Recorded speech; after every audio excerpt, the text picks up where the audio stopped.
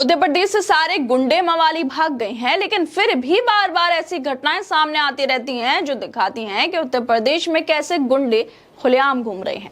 उत्तर प्रदेश के अलीगढ़ में mob lynching का ताजा मामला एक बार फिर योगी सरकार के कानून व्यवस्था के दावों की पोल खोल रहा है। 25 मई को अहमदापुर में हिंदुत्ववादी संगठनों के गोरक्षकों ने 4 मुस्लिम मीट व्यापारियों कदीम अली अरबाज और एक व्यक्ति को बेरहमी से पीटा और उनके ट्रक में भी आग लगा दी थी। आरोप था कि ये युवक गोमांस ले जा रहे थे, लेकिन मथुरा के फोरेंसिक साइंस लेबोरेटरी की रिपोर्ट ने साफ कर दिया है कि मांस गोमांस नहीं था, बल्कि किसी और चीज का मांस था। डीआईजी प्रभाकर चौधरी ने भी इसकी पुष्टि की है। फिर भी योगी सरकार गोरक्षा के नाम पर होने वाली हिंसा को रोकने में नाकाम क्यों दिखती है?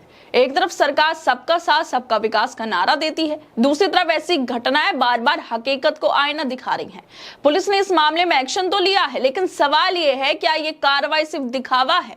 हिंदुत्ववादी संगठनों से जुड़े दर्जन भर से ज्यादा लोगों के खिलाफ सख्त धाराओं में एफआईआर की गई है और 3 नामजद जो लोग हैं, जिनमें विजय गुप्ता, विजय बजरंगी और लवकुश को इन्हें गिरफ्तार कर लिया गया है। बाकी आरोपियों की तलाश जारी है। जांच में खुलासा हुआ है कि पीड़ित मीट व्यापारी अल-तबारक मीट फैक्ट्री से वैध लाइसेंस के साथ मांस ले जा रहे थे और उनके पास फैक्ट्री की रसीद भी थी। फिर भी गोरक्षा के नाम पर भीड़ ने कानून अपने हाथ में क्यों लिया? और सबसे चौंकाने वाली बात तो यह है कि यह हमला कोई अचानक नहीं था, बल्कि 50,000 रुपए के वसूली के लिए पहले से रची गई साजिश थी। हमलावरों ने मीट व्यापारियों की गाड़ी का पीछा किया और फिर सुनियोजित तरीके से हमला बोला। ये तो वही बात है कि गोरक्षा का नकाब पहनकर गुंडागर्दी और वसूली का धंधा चलाया जाए। योगी सरकार दावा करती है कि उत्तर प्रदेश में अपराध पर लगाम है, लेकिन जब गुंडों की भीड़ 4 लोगों को बेरहमी से पीटती है, उनके हाथ पांव बांधती है और ट्रक में आग लगा देती है, तो ये कानून व्यवस्था का कौन सा नमूना है?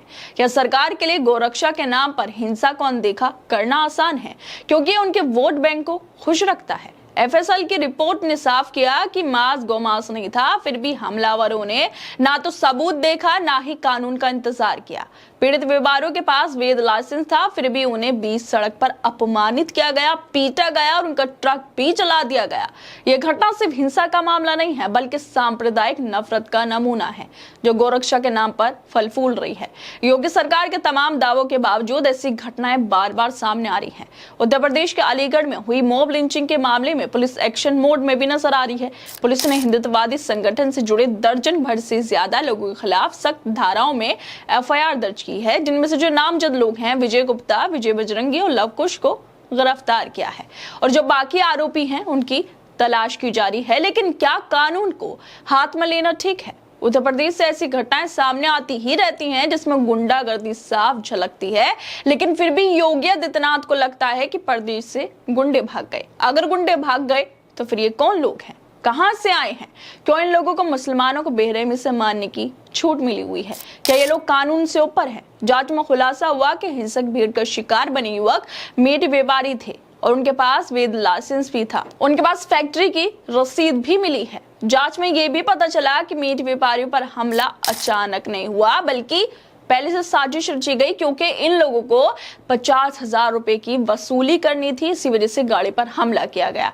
इससे पहले उसका पीछा किया गया, जिसको लेकर अब पत्रकार जो हैं पीयूष राय, वो भी असलियत को बताते हुए ट्वीट करते हुए इस घटना की जानकारी दे रहे हैं। वो लिखते हैं कि एफएसएल रिपोर्ट में पुष्टि परिवहन किया गया है कि मांस गोमांस नहीं था। मतलब जिस गाड़ी में ले जाया जा रहा था मांस, वो गोमांस नहीं था। अलीगढ़ के डीआईजी प्रभाकर चौधरी ने भी इसकी पुष्टि की कि जिन मांस व्यापारियों पर हमला और मारपीट उनके साथ की गई, वो गोमांस नहीं ले जा रहे थे, जैसे कि इस गुंडागर्दी करने वाली भीड़ ने आरोप लगाया था।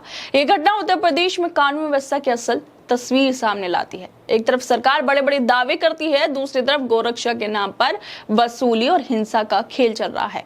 अगर वैध लाइसेंस वाले व्यापारी भी सुरक्षित नहीं और पुलिस की मौजूदगी में भीड़ कानून को ठेंगा दिखा रही है, तो ये सरकार की नाकामी का सबूत है। गोरक्षा के नाम पर गुंडागर्दी और सांप्रदायिक नफरत का ये सिलसिला लगातार चल रहा है, जिस पर लगाम लगती हुई दिखाई नहीं दे रही है।